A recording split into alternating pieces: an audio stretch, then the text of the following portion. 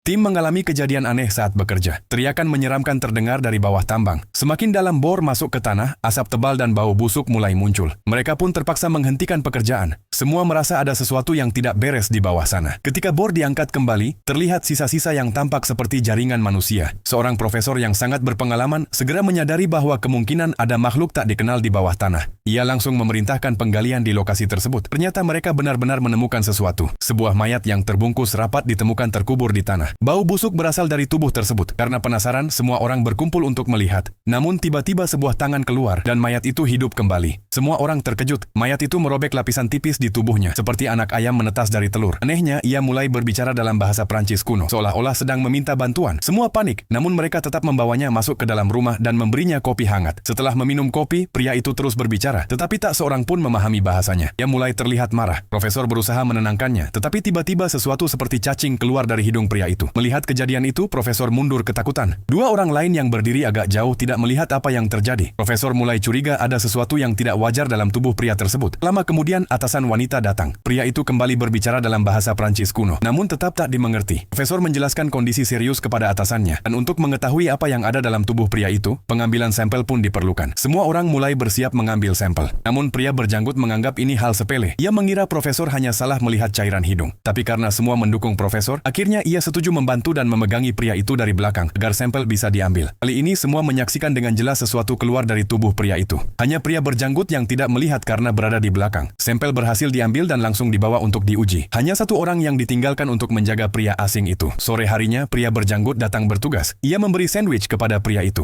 Karena bosan, ia mulai bermain dengan pisau. Ketika pria asing melihat pisau itu, ia langsung berhenti makan dan memintanya, sambil menunjuk ke lehernya, seolah ingin menggorok dirinya sendiri. Pria berjanggut menolak memberikannya. Pria itu pun marah dan secara tiba-tiba merebut pisau tersebut. Ia menaruhnya di lehernya, tetapi tangan satunya mencoba menghentikannya. Seperti ada dua jiwa yang bertarung dalam satu tubuh. Pria berjanggut terkejut. Tiba-tiba dari wajah pria asing itu keluar banyak tentakel seperti belalai. Ia pun menyadari kebenaran yang mengerikan. Ia mencoba mencekik pria itu, tetapi pria itu terlalu kuat. Tak lama, pria berjanggut terjatuh ke lantai. Makhluk di dalam tubuh pria itu keluar dan masuk ke mulut pria berjanggut. Ia berusaha menahan, tapi sudah terlambat. Ia hanya bisa mengeluarkan sendawa. Tubuh pria asing yang sebelumnya menjadi inang makhluk tersebut kini kering dan tinggal tulang belulang. Pria berjanggut berlari dengan panik dan memberitahu atasannya bahwa pria asing itu sudah meninggal. Ketika atasan datang, ia juga terkejut. Pria yang sebelumnya masih hidup ini hanyalah kerangka. Pria berjanggut berbohong, mengatakan bahwa ia pergi ke toilet dan saat kembali pria asing itu sudah mati. Atasan pun merasa khawatir. Kini semua hanya menunggu hasil tes dari profesor. Tidak lama kemudian, profesor memberi kabar bahwa pria itu kemungkinan besar adalah manusia purba.